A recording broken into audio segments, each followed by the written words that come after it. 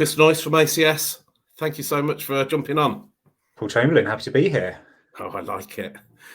Hey, look, we've just had a budget. We have, yeah. I'm swamped in information about it. I think we all have. I'm turning to the ACS to just tell retailers what the stuff we need to know.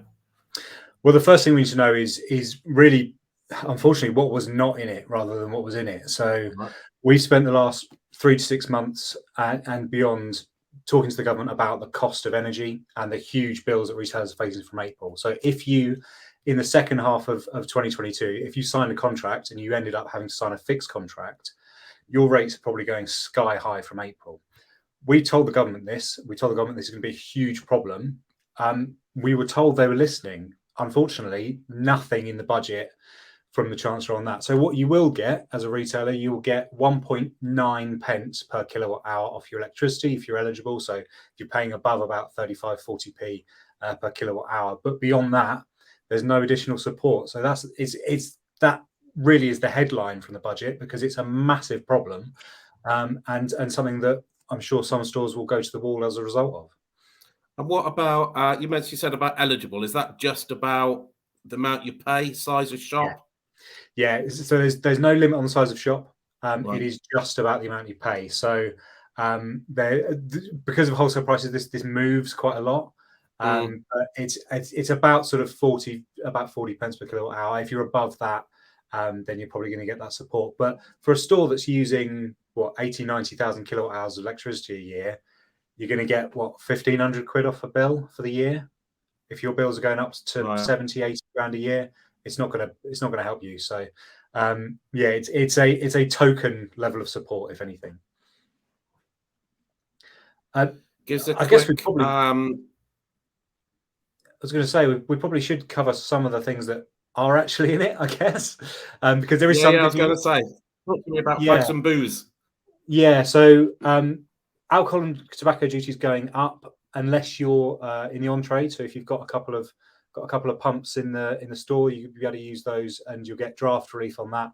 But otherwise, alcohol going up by inflation, tobacco going up by above inflation. So depending on what it is, whether it's hand rolling, I think it's going up RPI plus a certain percentage.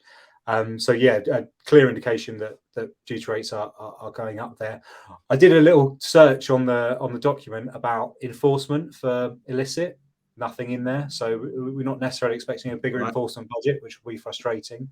There is, however, some good news. So the one bit of good news I would highlight is this new thing, which is about capital expensing. So basically, in the old days, we had the super deduction, which was about deducting tax breaks for plant machinery and those kind of things.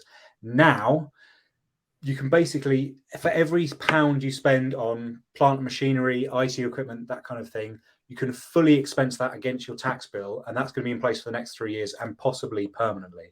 So in terms of incentivizing investment, that is one good thing that we can take from the budget, alongside some of the secondary stuff about trying to get people into work, returnerships for the over 50s, some of the childcare support, which will come down the line in the next couple of years.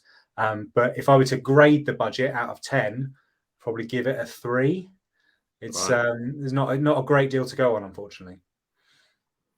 Good man. Well, anything else we need to know? Well, I would say the battle on energy isn't over. We'll be banging down the door of Ofcom to try and get them to do something. The chance will be a fine thing, but we'll see. Keep making representations to MPs. Let them know the impact, because as we're seeing with other policies, as soon as this stuff hits the headlines, a lot of MPs wake up and realise that it's a problem, and before that, most of them don't even read it. So, got to keep sending out the message. All right, good man. Look, thanks ever so much for jumping on. Thanks to ACS for all that you do, and no doubt we'll catch up soon. Cheers, buddy. Appreciate it.